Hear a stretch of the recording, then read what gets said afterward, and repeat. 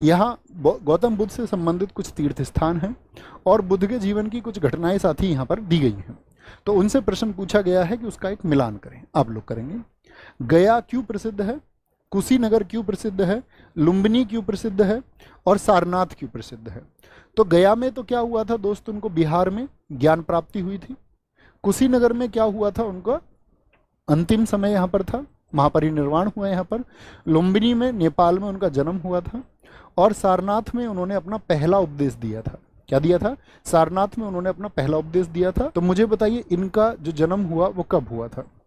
तो इनका जन्म हुआ साथी आपका 563 ईसा पूर्व में, बिफोर क्राइस्ट।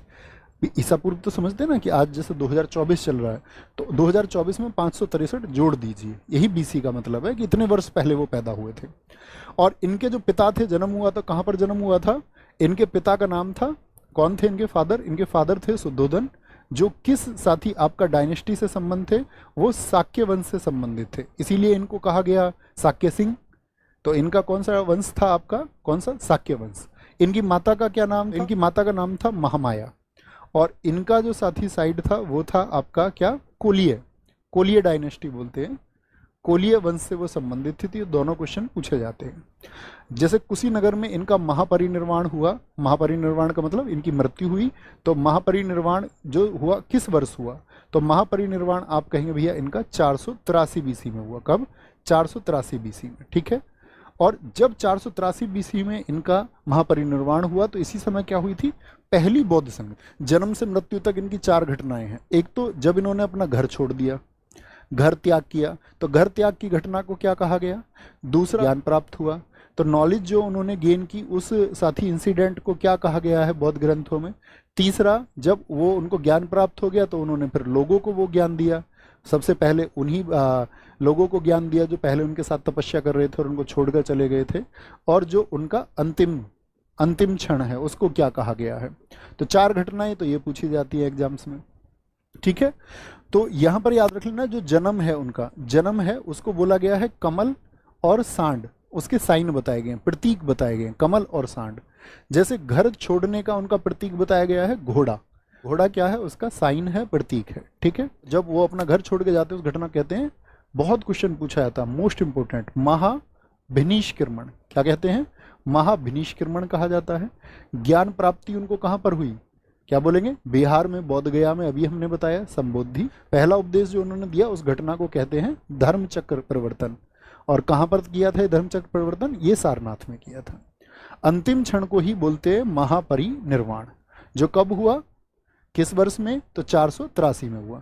तो 483 में पहला उनकी संगति भी हुई कि वे बौद्ध धर्म को आगे कैसे चलाएंगे। तो यहाँ पर पहली संगति होती है। तो चारों संगति में कुछ खाली स्थान छोड़ूंगा आपके लिए। ये बौद्ध संगति हैं दोस्त आपका, इन सब से क्वेश्चन पूछा जाता है, ठीक है, कि बौद्ध धर्म को आगे महात्मा बुद्ध के बाद में कैसे चलाया जाएगा। तो जो यहाँ पर आपका मीटिंग्स हुई उनको संगतियाँ बोलते हैं। तो पहली बौद्ध संगति कहाँ पर हुई थी आपका, ये आप बताएंगे।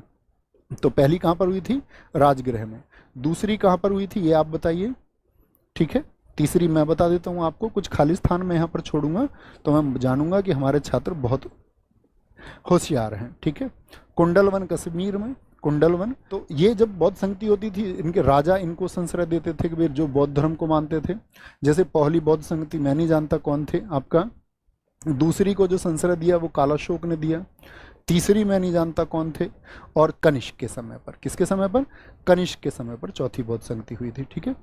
और अगर हम बात करते हैं कि इनके अध्यक्ष कौन थे, तो इनके अध्यक्ष थे आपके कौन? महाकश्यप।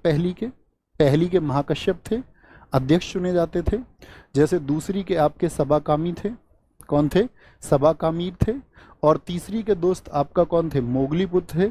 और चौथी के कौन थे ये मैं नहीं जानता, आप बताएंगे मुझे, उम्मीद करेंगे, ठीक है। तो ये खाली स्थान भरिए। तो पूछा जाएगा दूसरी बौद्ध संगति कहाँ पर आयोजित हुई थी? वो आपका वैशाली में आयोजित हुई थी। कहाँ पर? वैशाली में। पहली बौद्ध संगति के समय किस राजा के शासनकाल में हुई? तो अजातशत्रु के शासनकाल में हुई। किसके? अजातशत्रु, जिसको हम बोलते हैं ए के, क्या बोलते हैं? ए के। तीसरा कौन था? अशोक। अशोक के समय तीसरी बौद्ध संगति हुई। ये है आपका RV P के। और अध्यक्ष मैंने आपको बताया कि महाकश्यप, सबाकामी, मोगलीपुत्र। तो चौथी के समय कौन थे आपका? तो आप बोलेंगे चौथी के समय पर भैया वसुमित्र थे और उपाध्यक्ष थे यहाँ पर अश्वघोष। तो ये 8 जो प्रश्न है ये बहुत महत्वपूर्ण है, बौद्ध से संबंधित लगातार पूछे जाते हैं। गलती